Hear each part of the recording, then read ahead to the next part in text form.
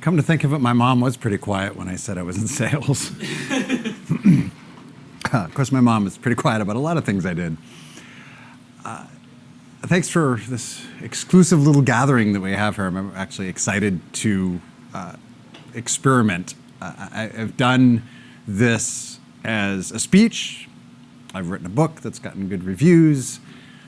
I've never done it as a workshop before, so you guys are a little bit of my guinea pigs, which is why when I first started, I'm like, it's gonna cost this much. And I'm like, you know what? I wanna make sure that there's a value. So rather than asking for money other than the $5 donation, we will give it to Sam Midlewood's Be Inspired donation, which is to provide tickets for kids who are underprivileged to go see hockey games or museums or whatever it is that they wanna do. They take that money, buy the extra tickets, and then give those to kids. I'm gonna donate this money to them. However much you want to donate, minimum $5.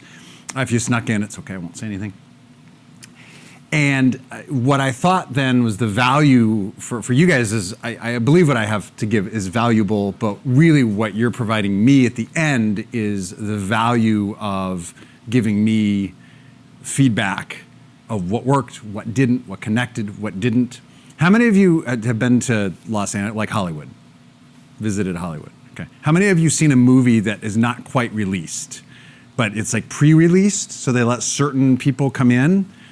Did you guys have the dials where they were like, where the movie, if the movie was really good, you kind of turn the dial up, but at moments when you got bored, you turn the dial back down again? We had these little dials that we had to do that. Yeah, and I think I came in with the dials, but before that they would do surveys like in small groups, like what did you like, and you had to take notes on the movies. Yeah, okay. And so that's kind of what this is, but there's no dials. But afterwards, all of you will have an opportunity to be interviewed. We'll do a kind of a group feedback, and then Tiffany with Jeff, who's doing the film, will interview you as well. If you don't want to be interviewed, just kindly say, I would like not to be interviewed, because other than that, you'll be interviewed and it'll go around the world and you could be famous.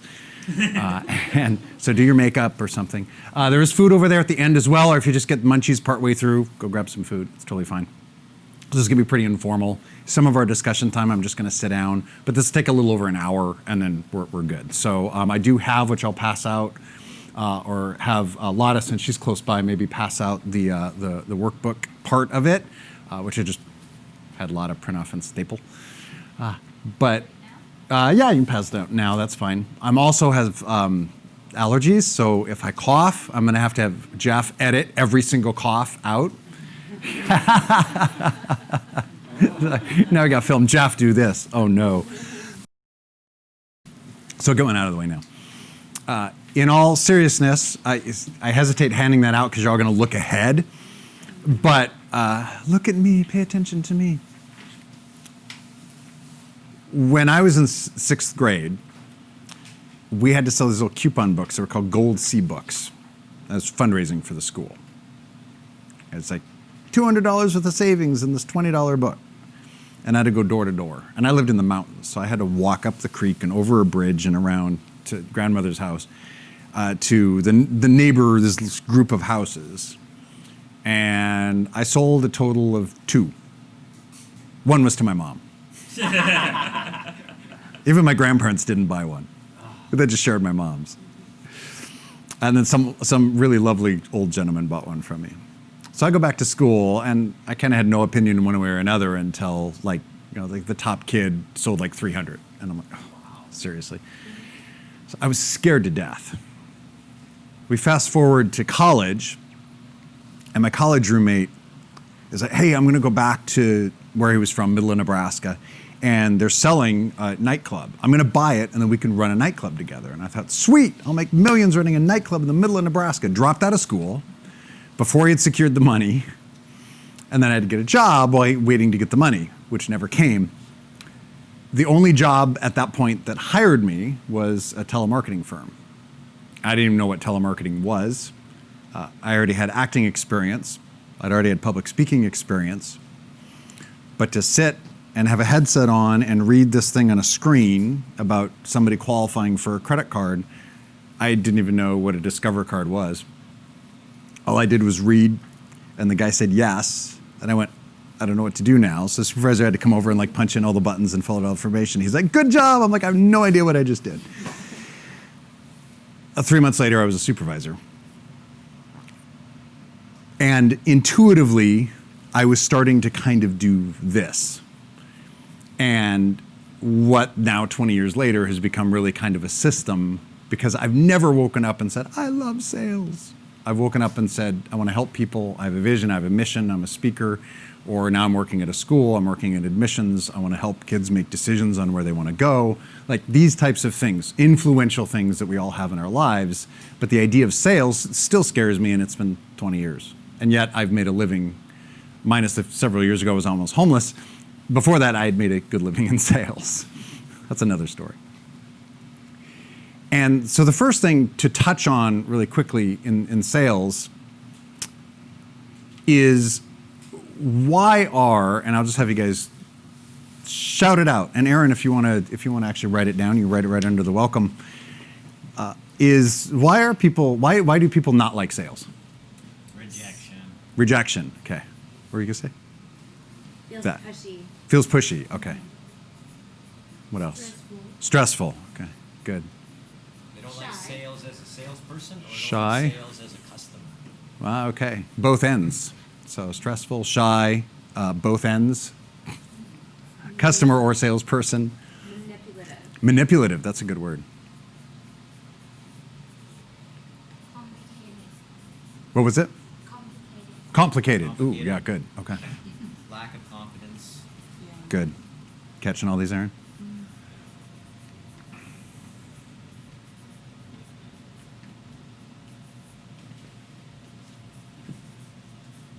I want to say,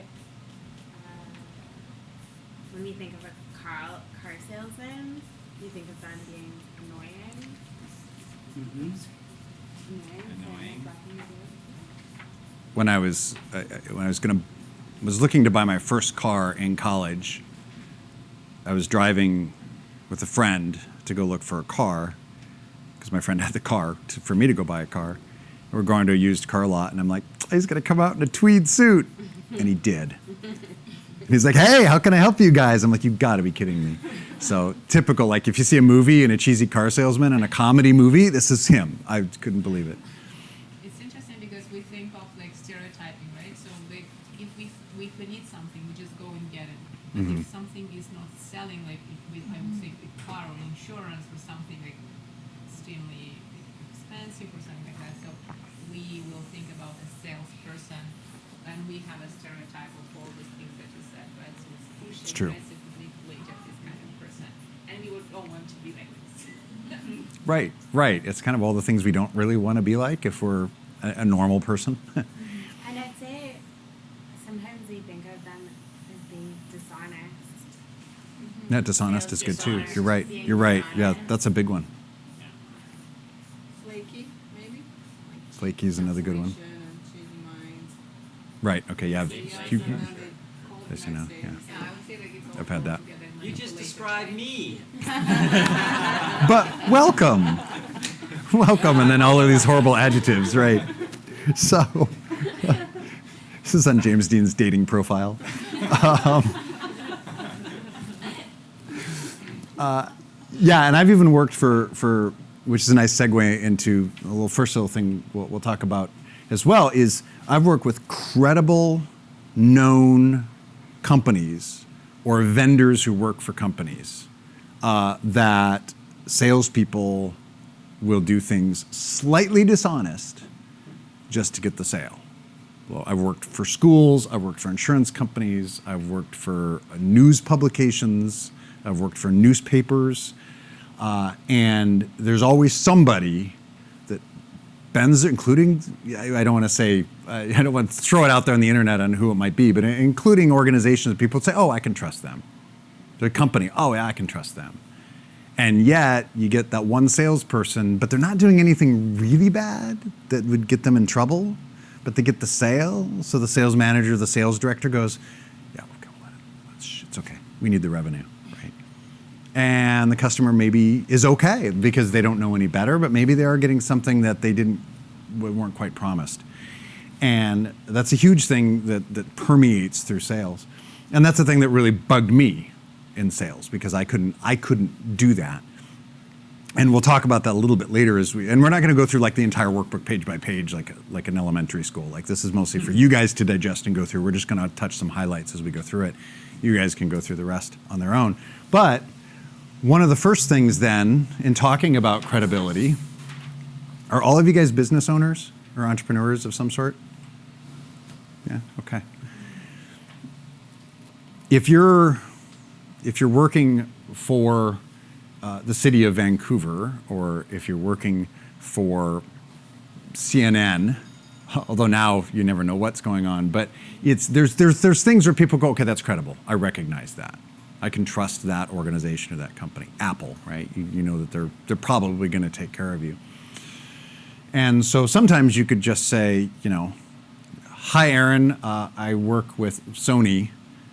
And I'd actually like to talk about your television needs, which is a really silly example. But people say, okay, I recognize Sony. Maybe I don't want Sony, maybe I don't need a TV, but at least they're trustworthy.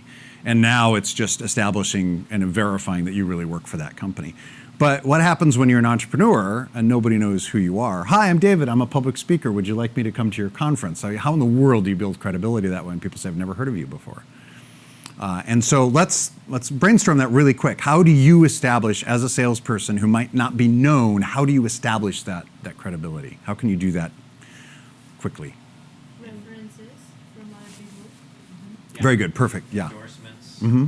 referrals, Yeah, Experiences. introductions. Video.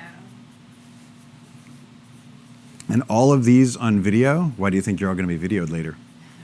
All of these on video are more substantial than if you just type it, because you can type anything. Nancy said she loved me, and you really don't know a Nancy, right? And then you're looking at that dishonesty to build something that doesn't exist. That's a problem in working with companies where, she's really excited, where you see all of these on Amazon. Amazon's trying to work better at verifying, legitimate people saying, yes, I bought this product. My brother just became a published author, and he's like, can you leave a review on Amazon? I'm like, I'd love to. He said, but you can't use your last name, because we have the same last name. And I want to leave him a review, but Amazon's like, you can't have friends and family leaving a review. So there are some things that kind of, you can have friends, but you can have family. So there are some things that are there, but they can also be manipulated. It's really hard to manipulate a video. If Tiffany comes up and says, I really like this, and it's, now it's like, well, Tiffany must believe it unless she was coerced in saying it, and then you can see it in her eyes. So it is something where video can be very powerful, but these things, references, endorsements, recommendations, video, and testimonials are really good. What else? Is there anything else? What I found from my experience of being a salesperson, it's always easier for me to sell someone instead of selling myself. It's just selling, if we would do the cross sales, right? So when I was working for a big consulting company, so the companies, the people will prefer to buy a brand or even a consultant who is saying the same words as I say. They will give the same advice, but because they came from a different country, my clients will listen to them. It's more like they just right away they have give them that credit of credibility and trust more than to me because that was just my experience. And I said, okay, let's do this across sales. I would go to my friend's country. Gotcha. And he sells me and I sell him, right? Right. And that it was much easier, less fruitful than I'm selling myself. That's true. Actually, it's a good idea. And not only that, then you can do an exchange. Like, I'll provide these services if you provide this service. I'll provide you interview skills if you give me a massage kind of thing, provided you're a massage therapist. So it's those types of things can work as well. Now you're starting to build, though, the credibility. Now you're starting to build those connections. Yes? Awards. Oh, yeah, any awards that you might have won. Right, okay, yeah. Okay, you've seen some done. Aaron, you just give me the 60-second version of what just happened to you, divulging as much as you want to divulge into. Okay, right. I threw him off, and then he misspelled awards. Now it's awards. Awards and what? Recognition. Recognition.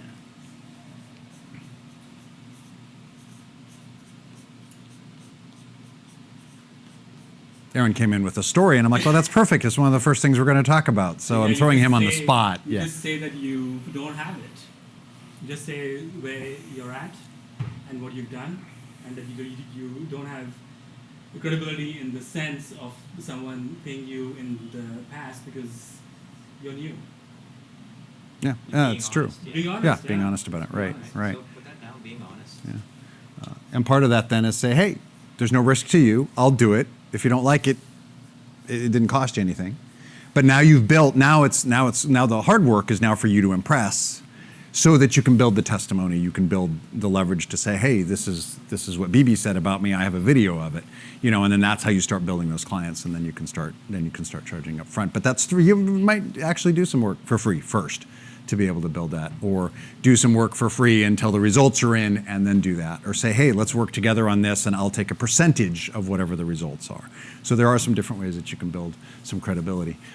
So one of the first things in first establishing sort of that relationship is building that connection and that credibility. You can do that in a sentence, just like Aaron said. Hey, it's no risk to you. I don't have any experience. Let's do it for free. Till you see the results, then you can pay me. Boom. Now the credibility question is answered because there's nothing to lose. Hey, I work for Apple. Boom. Now there's a credibility that's already there. So the credibility can be one sentence and then you're done. Then you have to get into the kind of the nitty gritty, because sales is not about you talking, it's about them. So some of you might have seen this before. Some people say it, if you've been in sales, it says, always be closing. Always closing the deal, get the sale, get the sale, get the sale. I say always be curious. And Aaron, you can write that down. Always be curious.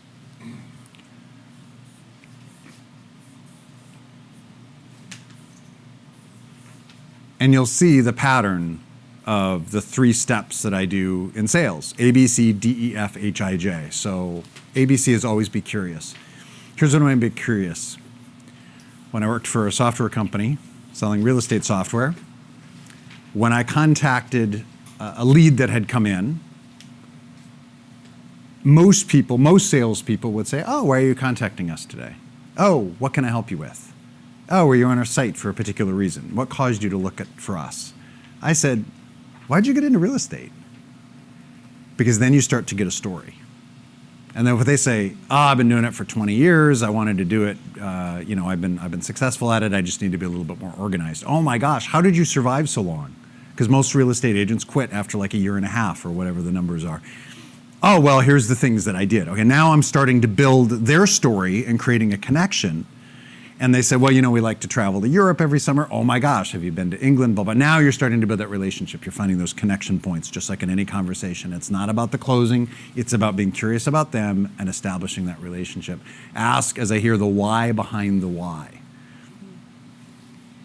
If they say, oh, well, I'm brand new, I just started, I'm kind of nervous, I'm kind of excited. Oh, really? So why did you decide that? Well, I wanted free time. My kids are like 5 and 2, and I want to be able to, work real estate, but then also be able to spend time with my kids and grow something that is scalable. Great, that must be really important. I have kids too. Tell me a little bit more about your kids. If a lot of people, how many of you had this when you've had a salesperson that come in and they're like, tell me about yourself, Tiffany? Oh, I see, you got a master's degree. That's great. Okay, well, great. Let me tell you about this new set of tires that I have for you. And there's no connection. They're trying to build a rapport, but it's like your head goes, I know what you're doing, and it didn't work, right? And it's like, thanks for the effort. So the main thing, and always be curious, is be genuine. Be genuinely interested in who they are. This is where you're really digging in to get to know them. How many of you in here have your business is more service-oriented? You're not selling a product, but you're actually selling something where that trust really has to be there because it's not tangible, right? Like all of you, okay, which is hard, right? Because then you're like, oh, wow, I got this widget, it's Rubik's Cube, and it works. Or it doesn't, in my case, with trying to do a Rubik's Cube. But the service, then you have to have that level of trust. You have to have that friendship. And what happened with me when I was working in real estate, 2 extreme examples. One extreme example was, I said, well, why are you looking at real estate? She was from Los Angeles. She goes, oh, I'm a lead singer in a local rock band. And we're immensely popular locally, but because it's just local, the income stream is not quite consistent.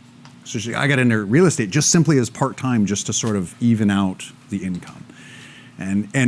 Turns out, and she actually sent me to her Facebook page, she's got like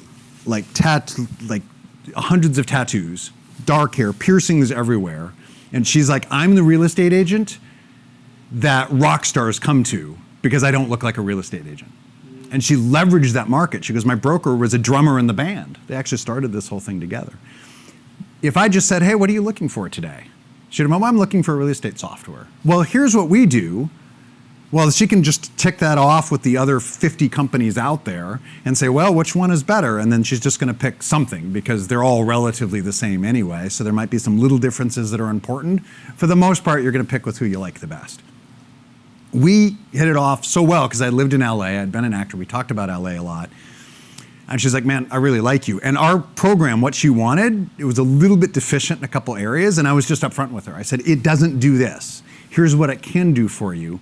But this that you're looking for, you're going to have to kind of finagle a little bit. It'll work, but it's not quite the way you want it to. And she said, let me call you back with my broker. I want you to do a demonstration. So I did a live demonstration over the phone, computer screen to computer screen. 10 minutes later, he bought it for him, her, and like 3 other referrals. Because I'd built that relationship with her, and I was honest with her up front about what it couldn't do, but there was a workaround. And if we just talked about the features and benefits without the story behind it, I guarantee you should have went somewhere else. And now we're still friends on Facebook. You look her up and see what kind of music she's put out yet. But it's that story that you can connect on. We talked for an hour and 45 minutes the very first time. My actual demo, which should take a half hour to an hour, took 10 minutes because I did all the work on the front end. She already knew she was going to go with me because she liked me. Build that relationship with people, find that connection point. And I was genuinely interested. I wanted to know what a rock star life in Southern California was like. We'll keep that in the outtakes, Jeff. And so the idea then is make that connection and don't worry about the sale. Now, on the other hand, you could have somebody that comes in and says, what do you want? Just tell me, why should I buy this? And I've had that happen before too. And I said, well, I don't know what you want until I know what you need, and that's going to require a little bit of a conversation. Now, instead of an hour and 45 minutes, it takes 3 minutes because you just get right to the point. But you can know that just by asking that first question. Why do you want to be a real estate agent? Why do you want to get healthier? Why is meditation really important to you? Oh, I feel like I need to relax in my life. I need to focus more. Well, why is that? What's going on in your life? Don't stop at the first why. Keep going why. Keep going down. Keep going down. And let me see if there's an activity here we could do with that. Like I said, you guys are all my guinea pigs. Think about, and you guys, actually, let's do it this way. Why don't you 4 and you 4, or whatever, I don't care, just get into 2 groups of 4. Get together and kind of go through and talk very briefly, I want to be sensitive of time, so just for 5 minutes about your business and what are some questions or what are some clients that might say, oh, well, this is what I'm looking, okay. Go for it. Take 5 minutes just doing that.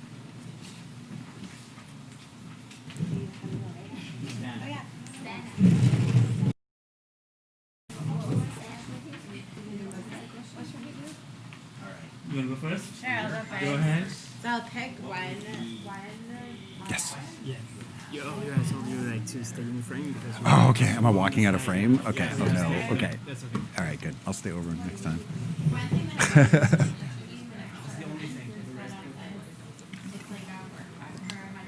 Okay, good. If I move this way. Okay. I would ask, what are you doing right now? Why are you doing it? For work? Yeah, yeah. Okay, What are cool. you doing right now for work? How did you end up where you are? I'm organizer of my team building. Only one? Ooh. No, yeah. One question? Yeah. So what's the first one? The first Let's start with you. The first question. question? First question would be. It would be a why question. Are you in an appropriate spot? Mostly I feel like I would be talking to somebody because I would bring it up because it has already come up in conversation. If that makes sense. But people are unhappy. Since I coach women for the Love Life last time, for how long did you been single. Exactly. Yeah. I'll be the first person. Yes. Yeah, you?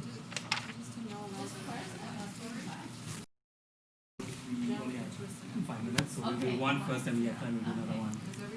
Since I sell salad at the bar, I asked them how they do it. Okay.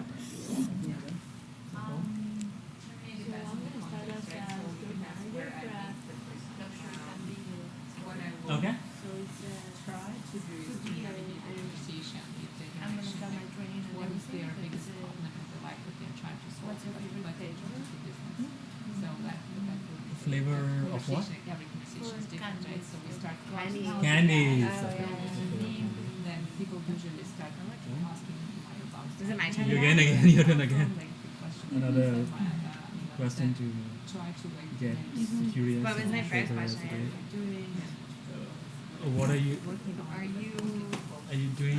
I know the feeling. Are you doing? Are you Appropriate in a work, business, yeah. You're in an appropriate Job. Are you for an what appropriate you're job? doing, and then the next question would be how long have you been? How long have you been?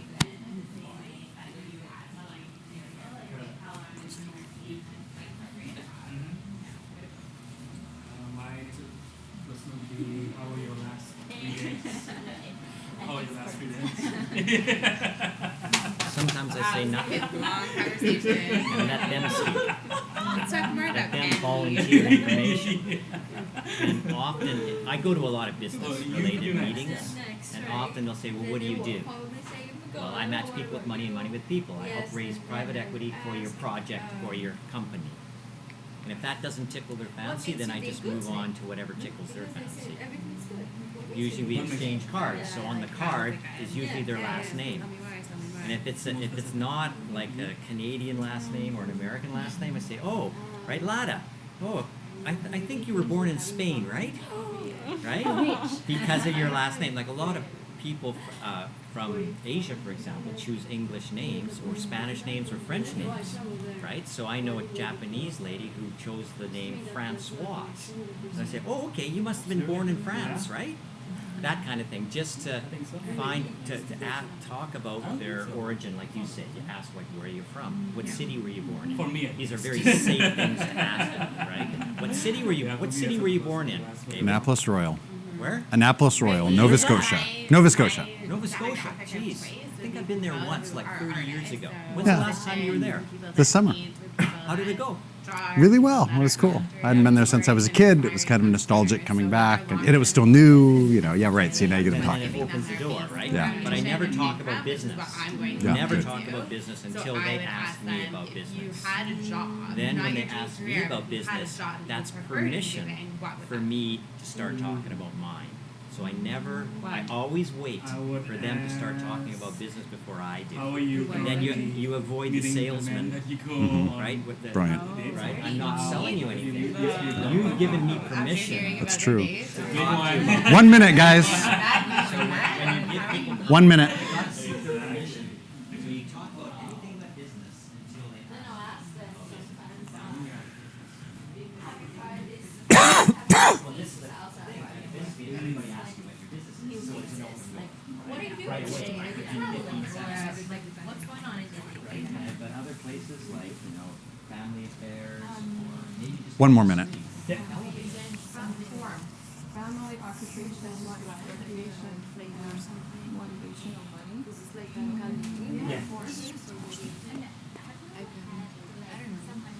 Where is this? Where is this? Yes. So I know they're not prospects. Filipina, hello, Filipina. The only thing I can do is just have a human conversation and just enjoy another human being. But if they're not my prospect, why am I going to try to fix them? It's a waste of my time, a waste of their time. Let's just be friends. Shall we? You've never seen it. I've seen it somewhere. I'm scared to go in there. I'm not sure where though. Because of Permission. sugar. Every time. You always wait for the permission different countries. before you move ahead. What if it's Study study it, it's going like 10 minutes and stuff. What are the boundaries then? Well, then don't waste your time. Why are you? Okay, nice talking to you. Okay, well, you're in the room. Okay, let's wrap it up. Nice job, guys. You buy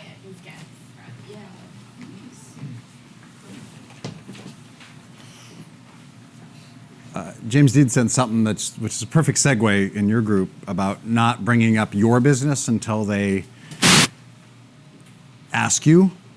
And I even on occasion, most of the time you get the curious questions going and it naturally flows into that. I have had at times, and so I put a big black X here. The temptation sometime is as soon as you start talking about their needs, you want to respond right away to their needs.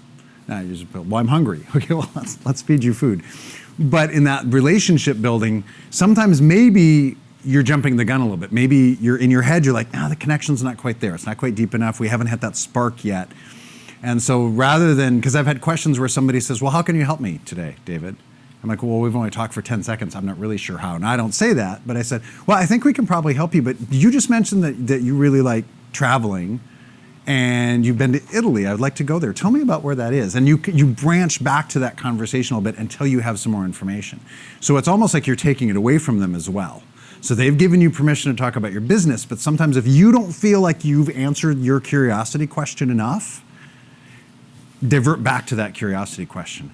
That's a great question. I think I actually can help you. But before I get into that, because I don't want to lose this question in my brain, you can be direct with that and say, why a candy shop, right? So you can bring that back to let them talk more. I did that at a networking event just as an experiment with a group because I've done it one-on-one.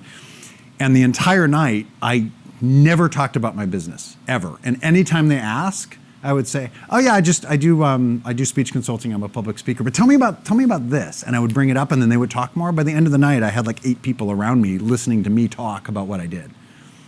And at the end of the night, I'm like, I'm sorry, I really have to go. And this guy kept following me out going, but, you know, and I'm like, I'm sorry. And I really did have to, I had to go pick up my daughter. So there's a moment where you can build that suspense where you really do have their attention. And like our James Dean said, you will know in this point whether you can help them or whether you can't. And one of the things that I teach, which I've never heard anybody else in sales teach, is build a network of your competitors. Because if you can say, oh man, I don't think our real estate software is for you because you're mobile all the time, you don't even have a computer, and ours is mostly computer-based, go to these guys because they're really good with the mobile device. And if you know somebody, you could refer them right to that person. Now you're making fans. Who cares about the sale?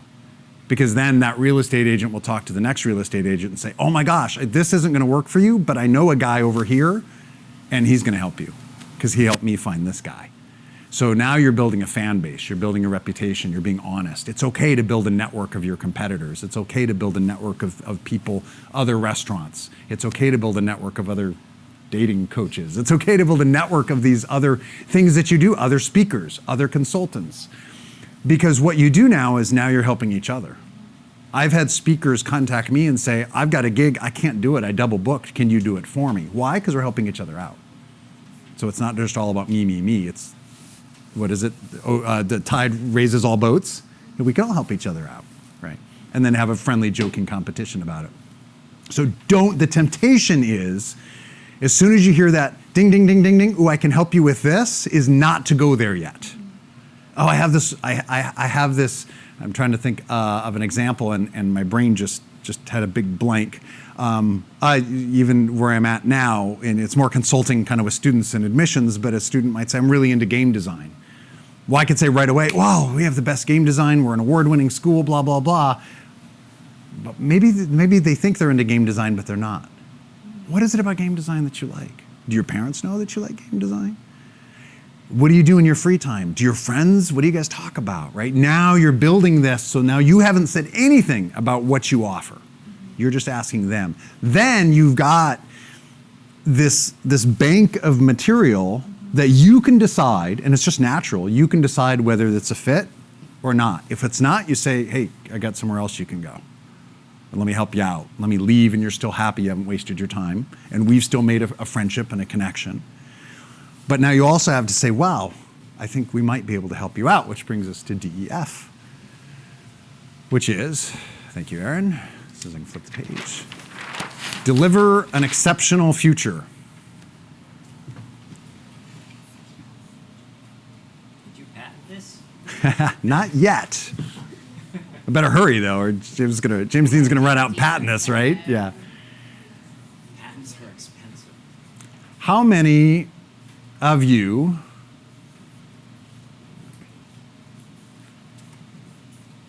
have been in a relationship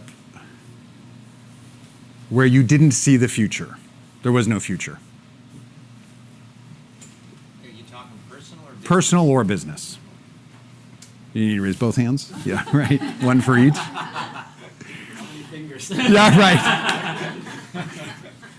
Those two. If you're currently in that relationship, you don't have to tell me, but you probably go, ugh. If you're not in that relationship, is that probably part of the reason? You didn't see a future together in business or in personal life for this to continue. So when you deliver an exceptional future, your idea at this point, this is where you come in and talk about how you can deliver an exceptional future of the relationship that you have with this potential client, customer, friend, whoever it might be. You're letting them see their future, and you're now a part of that. They're walking along here on their own, you come along, you guys connect, and now the curiosity works. Now they suddenly see you in their life. They're going to come back to that restaurant again and again because friendly service, exceptional food, great value. I'm going to come back to that place. I see a future. So, and that's where you get repeat clients. That's where you build fans. That's where you get people that you get referrals, but you have to let them see the future. And this is where that elevator pitch of your business is so important. Because now you can sort of start with that, and then you can extrapolate what that is. Now, you guys know your business inside and out, at least you should. Everything that you offer, how you can serve the client. By knowing that inside and out, but now also knowing all those curiosity points that you've had with them, you can customize each of those right to what theirs are. You were talking about wanting to spend more time with your family. This is what we can, this is how our product or service can help you. You're talking about wanting to focus more, be more clear-minded, eat healthier, build better relationships. Great. Here's why it's important to you. You've never seen a relationship work in your life. Your parents were divorced as a kid. Okay, well, here's why I can help you. Right. These types of things now you're drawing back from that conversation, and now they're seeing the future with you together. Does that make sense? So think about, and we can get into it, I don't want to do this. Think about, actually, let's do it this way, this time.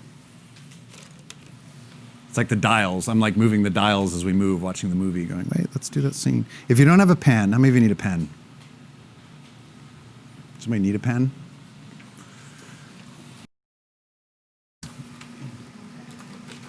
Take just a minute and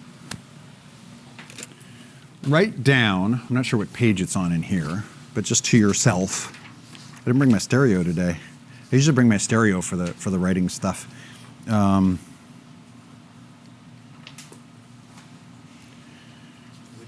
It's journal your DEF. So it's what page is it? I didn't number them. Yeah, it's 1, 2. It's like 3 pages in on the back. Journal your DEF, and it says what benefits or services do you have?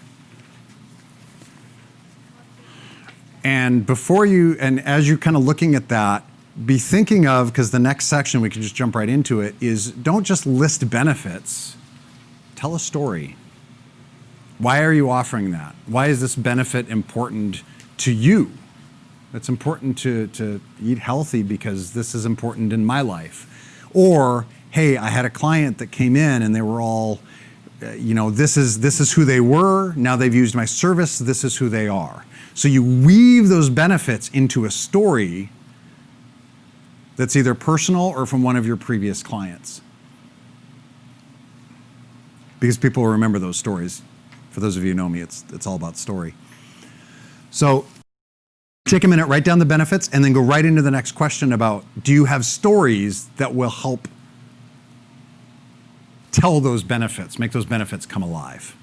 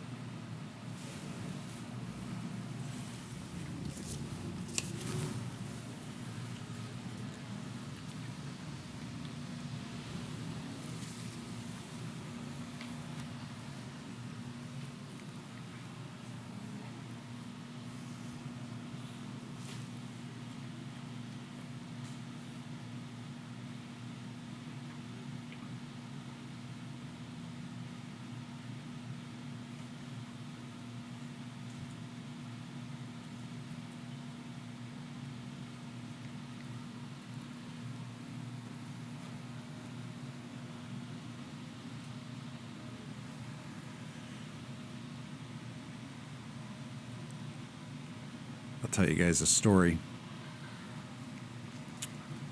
When I first was living in Colorado and I got hired as a newspaper advertising executive, because the internet was just starting to boom, so they were struggling. It was a small town in Colorado, so they still had a bunch of old retired people that still wanted their newspaper every morning. And my sales manager actually told me this, and I was like, I really like that. And then I weaved that into this, even though this was not in a concept that I could verbalize yet. I was already naturally doing it. And I went to a New Mexican restaurant to talk to the owners about advertising in the newspaper. And so I did a lot of always be curious. Where are you from? Why are you here? Why a Mexican restaurant as opposed to, working at a store or doing something professional or labor or something like that? So they told me about their stories and cooking and in Mexico and all this stuff. So I built a really good relationship. The guy was a little standoffish, but she was kind of all in, and I got a free meal. It's always good for me. But I knew that they would be a fit. New business, small town. Everybody still reads the paper. Obviously, it was a good fit. So it was easy. I could have just come in and just hammered them to buy a bunch of advertising. But I also knew they had a tight budget. It's a new business. They have concerns. They need to get people in the door. And so when I kind of got through the always be curious and we started to deliver an exceptional future, I said, you have a lot of choices to make. We should only be a small part of that. You need to go online. You need to go on the radio. You need to do other promotions. And the guy was like, everybody else that came to him prior to that was saying, you need to be on TV, you need to be on the radio, don't be on the paper, don't do this, don't do that. These things don't work. And I said, we're just a part of the answer. And so I had built that trust to know that we were not the end all to be all to everything to save his business. And suddenly his defenses went down. And then I was able to put together a whole marketing package for him to say, here's what, based on sort of who the demographics are, here's what % you should spend. What's your budget? Okay, that's what you have. It's kind of limited. Great. Here's the percentage you put in advertising. Here's the percentage you put in this. Forget the other stuff right now. It's too expensive. When you get some customers, we get some repeat customers. We'll put a campaign of bring back somebody and we'll give you 50% off, whatever it might be. We put that together to build that so that then he could build his customer base and then build his restaurant, and then he could do more marketing or advertising in the future. But the first thing I said was, we're not the answer to everything. We're a small part of that. And suddenly he saw this. He saw a future with us together. And it goes back to that honesty. But if you're building that relationship and looking ahead and seeing what your customer needs, you may not fit all of it, just feel part of it. But then say, come on, we can join together. And there'll be other people that'll join us too, and we'll be like one happy family. But they have to see that future, and that's what this guy did, is saw the future and saying, oh my gosh, I can build a relationship with not just me, because I moved, where did I move to? I moved to another city shortly after that. But it's saying it's not just me, it's the whole paper. I represented the paper. Now they could trust the paper that they were going to treat them well. So you're the face, and you're the face of your own company. So if you do that, then you build that trust in that future. Does that make sense? Yes. I was just going to add to that at times, well, today I'm here about my own business, but at times I've had to do sales for other businesses, and I have lots of friends and family that do the same. When we leave whatever restaurant or car dealership or whatever we're at, and we move to a different one, or we're selling something different, that relationship and that future is still there. Mm-hmm. So that if I'm talking to you and you say, oh yeah, I really need to buy a new vacuum cleaner, and I say, oh, James Dean is selling vacuum cleaners now, you've built that relationship with the person, not necessarily the product or the specific service. Right, that's true. Yeah, it's very good, because that'll follow you, yeah, for sure. And for me, I'm huge on that. If I don't see, I had a financial advisor, and it was a lot of meetings, because I was new just a few years ago, sort of diving into investing. And so I was probably one of those troubled clients that was like, I have more questions. I want to learn some of this on my own, because I don't want to just blindly give people my money. And so I spent some time with this guy, and then he referred me to this girl, and then I finally did an investment thing, just a small one to start.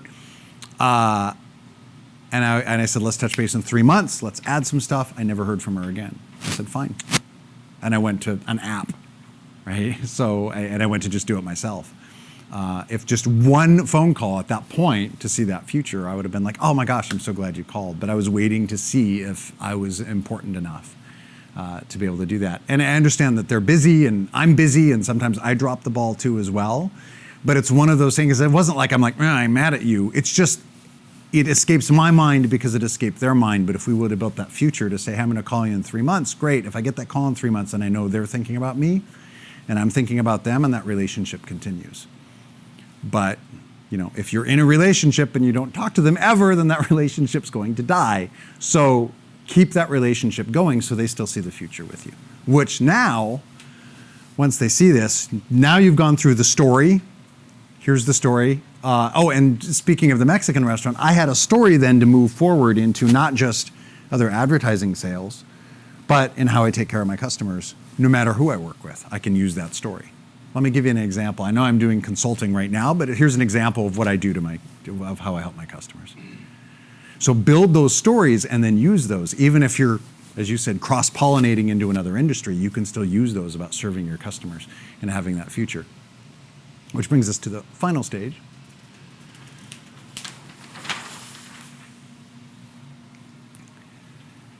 And this is kind of a cheated acronym because there's more words in there, but always be curious to deliver an exceptional future so they can be the heroes in their journey. Exactly. What happened to the letter G? I skipped G, didn't I? You're the first person that's caught that. G is silent. Go be the heroes in their journey. There we go. So they can go be the heroes in their journey. G-H-I-J. I don't, but yeah. But thank you for that. Tell people G is silent. Yeah, the G is silent, right? It's like French.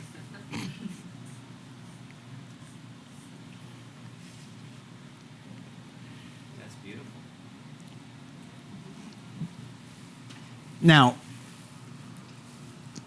quick caveat. If you get into the delivering an exceptional future and there's a little bit of pushback, which is fine, they might have some concerns or questions, or maybe there wasn't quite a fit, you just go back to being curious again.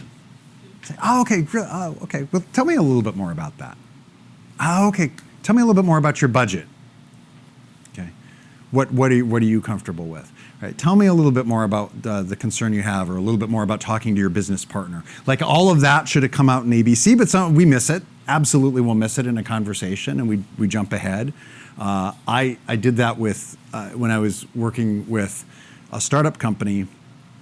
I had some real estate investors that wanted to invest with us, become our client, and I did kind of the ABCs, but we didn't have. It was really hard to deliver an exceptional future because everything was fluid. Every day with this company, something new something had changed.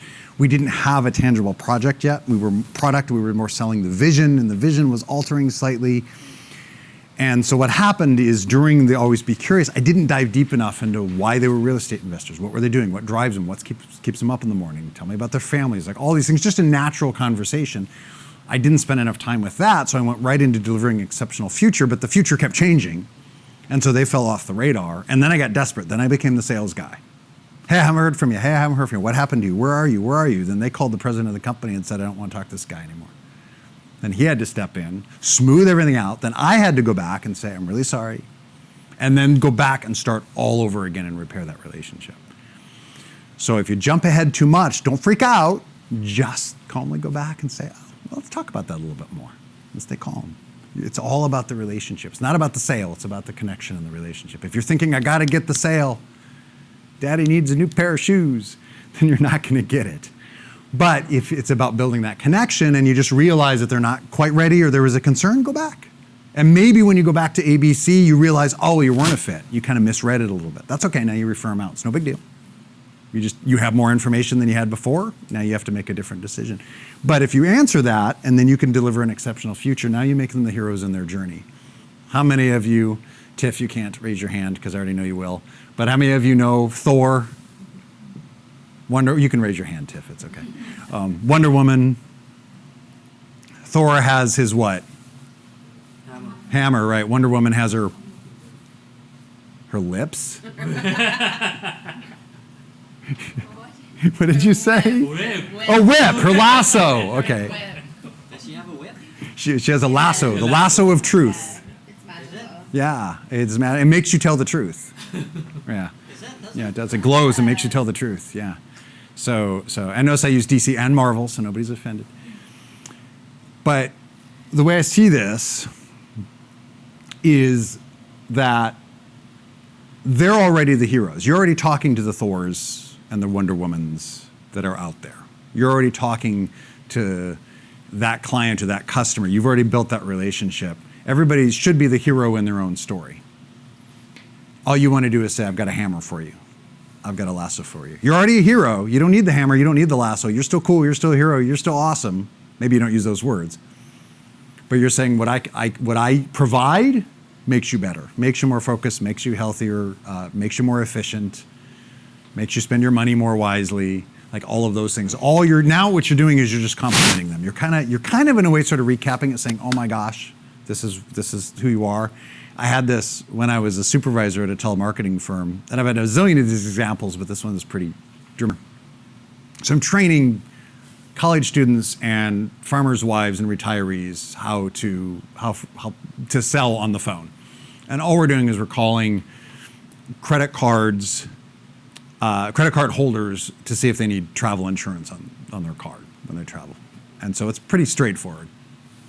And this college student, and I'm just out of college, this college student just looks at me and going, he wants to talk to a supervisor. Give me the phone. And I had no idea what I was getting into, but I'm like, hello, this is David. Can I help you? Why are you doing calling me at dinner time? It's dinner time. And I thought, well, I'm not worried about any of this. I just want to make peace. Do the ABC and just say, thank you very much. So I said, I'm sorry, dinner must be really important for you. I understand it's important. It was important for me growing up as well. It was the whole family. Your whole family's there. The whole family's here, right? I get it. Yeah, I totally understand. My grandfather would take the phone off the hook. We'd turn off the TV. We would have to sit down and talk over dinner. Tell me, what is it you do? I'm an auto mechanic. I work like 60 hours a week. I don't have time to hang out and talk to other people. I barely see my family as it is. I totally get that. Tell you what, really sorry. I'll let you spend time with your family. I don't want your dinner to get cold. So why don't I just let you go? Well, what are you selling? Are you traveling anytime soon? Yeah, we're going on vacation in the summer. It must be really important, summer vacation, since you don't get to spend a lot of time together, right? Right. Okay, tell me about that. So he talked a little bit more. Well, what is it that you want to give me? So I told him the travel insurance. I just said, sir, it's travel insurance on your card. It's this much money. If you want to get it, it'd probably be a good fit, but go enjoy your dinner. I got time. Let's just do it. And I'm like, and by this time I had everybody gathered around watching and listening to me. And all I did was listen. I was curious. I delivered an exceptional future to say, we can help you. So it's one less thing to worry about. I was ready to let the guy go. He was more willing to buy than I was to sell. But I was just being curious and listening and understanding. And then one of the things that I said was, man, you work really hard. Your family must appreciate that. I know they must really value that time that you do have together. I made him a hero without actually calling him a hero. So, hey, here's one thing that we can add. So one less thing you have to worry about. Boom, right? And so simple. I mean, I don't know how much money the company made on travel insurance, but especially if you get people that are gruff or angry or direct, go back to curious, deliver an exceptional future. You can do it very quickly, be very understanding with them, but make sure that then you just make them the hero. Make them awesome.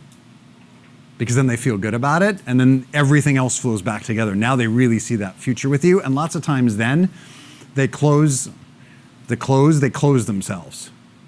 Like this guy. Well, yeah, I'll just get it. I was anti-closing him, and he closed himself, right? And so, but at that point, there's so many times when I've had people say, well, that sounds good. Yeah, how can you help me? How much is it? Yeah, let me see, I can fit that in my budget. They're asking you questions because they're ready to actually have a transaction with you. They're ready to build that relationship. You don't have to say, so you ready to get started? Sign right here. Now, sometimes you have to do that. Like what you said, you just be silent, let them talk, and then say, well, let's just get started. But at that point, it's a natural progression of the relationship rather than trying to shove something down and you feel icky because you're trying to get somebody to buy something. It's just, it's the natural next step. I've been seeing this person for a couple dates, and then we're going to hold hands, and then we're going to, you know where I'm going. So, but the idea then, the natural progression of a relationship is you go a little bit deeper. If it stays stagnant, there's no future, and then you move on. You refer them off. You refer them off to somebody else. Let me tell you about my friend Aaron. Does it make sense? Okay. So think about what is it, and you can even think outside the box in here as well, but think about what is your product or service that you can offer that is the tool to make them feel heroic. Does that make sense? I don't know what page that's on the thing. Same page? I think it's under the actually it's under the HIJ. I think I have it in the DEF too, but how is your product or service the tool that helps your customers and clients be heroes? So it's the top of the journal, your HIJ, which is just at the top of whatever page number that is. I'll just write some things down and we'll kind of wrap up here.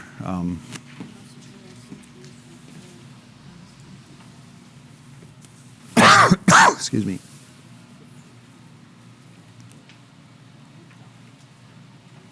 And it may be, you say you had a candy shop, does you? Or candy shop? Yeah, it could be something simple like, oh my God, people think about a candy, they go, oh, right? Like it's totally okay to not always eat kale, right? So it's like, oh, I need a mental break. You're the hero saying you need a mental break. You need a mouth break. Enjoy it, right? It could be something very simple like that. You don't have to be selling like CPR machines.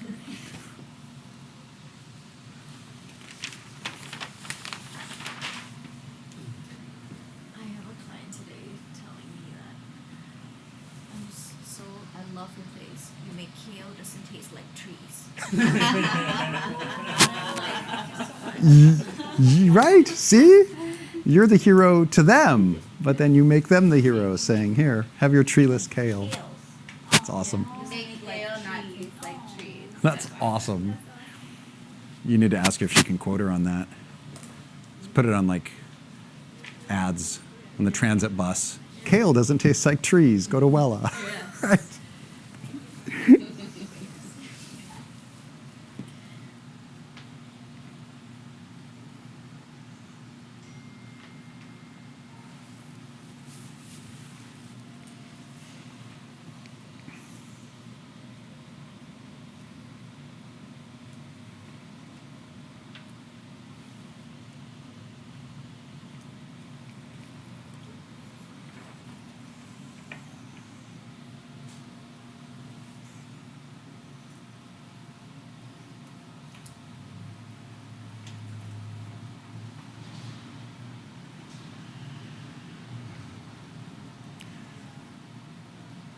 Couple quick caveats, and we'll do the last thing, and we'll do the interviews. It's okay to think creative. Have you guys seen the last Lion King, sort of the live action Lion King movie? I have not either. That was actually filmed, all the animation was done with video game software, because the video game software was already immersive. You immerse yourself in this world. So rather than using film software or special effects software, they used video game software as the driver. I just learned that. I'm still trying to learn all this game stuff.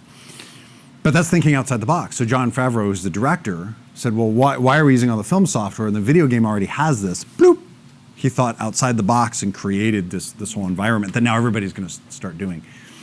And with your product, with your service, are there things outside the box? You know, maybe it's somebody that's a lawyer that might end up using your product for some reason. So there's different, and I don't know anything about your product, but there's different things for different people that might use it in different ways. How can you use your service or product maybe differently or in a different avenue? Some of that's a little bit restrictive, but sometimes you might come up with a harebrained idea that's dumb and you'll never go anywhere with it. That's totally fine. Keep coming up with different ideas though, because sometimes you'll get something that goes, oh, well, that might work, right? So always be thinking outside the box just a little bit. And I forgot the other thing I was going to say. So I'll move to this, and if I remember the other thing, I'll come back to it. Is one of the things that's important is you're all entrepreneurs. We're thinking about being entrepreneurs. And I've learned this, especially this week. because I have allergies of starting a new job. I'm running a workshop, and I'm planning on going to Asia in November to do workshops there. And so there's all these things that are kind of hitting me. And I didn't even have a voice yesterday. I could barely talk, which is why I wasn't here at yesterday's meeting. Which I didn't. People watching it on film are going to be like, what? What are you talking about? So I'll just edit that part out. But one of the things that I'm reminded of that's so important, and a lot of you guys are already in this field, so you could help me, but is how do we stay healthy? If we're entrepreneurs and we're going to be on, which reminds me of one thing I'm going to say, when you get to the deliver an exceptional future, you have to be on your game. You have to be confident about your business, your product, or your service. You have to be confident. But if you're a business owner, you're already confident. You already believe in it. If not, revisit it. Do some meditation and some exploration about, well, do I really believe in what I'm doing? If you are, then let that come out. If you're like, well, we can do this, people are going to resist that. But if you're confident, doesn't matter if they're fit or not. It's not about trying to sell them. It's about saying, this is what I love. This is what I'm passionate about. We've already covered the curious part. We already know there's going to be a connection of some sort. Here's what I can do. If you're confident in that, then usually that's naturally going to lead to the next step. So be confident in what you do, but in order to be confident, you have to be healthy. You have to eat right. You have to sleep. You have to work out. So what are even just some of the, we have like a lot of the standard ones that people think about, but what are some of the things that you guys do to maintain sort of that optimum level, or try to every day, so that you can sort of be at peak performance? Because you could walk into somebody in the elevator and they're a client. So what do you guys do to kind of stay on your game, or what you'd like to do if you're off? Because not all of us are perfect. Aaron, you can have you write the ideas down while I cough. So what are some things you guys do to be healthy and focused every day? Meditation, good. Yoga every morning. Every morning, yoga, good. When do you meditate, Lada? Before bed. Before bed, okay. Enough sleep. Enough sleep. Tiffany's like, I need to do that. I drink a lot of hot water. I'm glad you said of hot water at the end of that. I drink a lot of hot water. I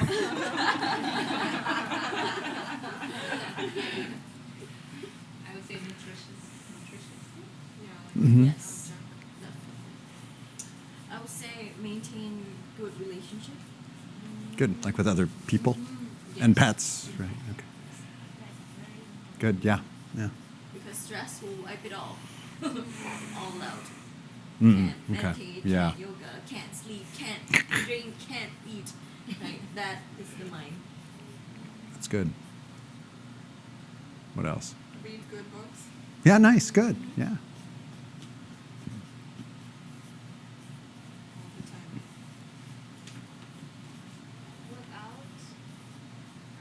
Work out, yeah, exercise. Yeah, exercise. Get outside. Yeah, nature, fresh air, very good. New experiences. Yeah, that's good. Try new things. Give back. Yeah. Nice, good, Yes. okay. Yes. Give back.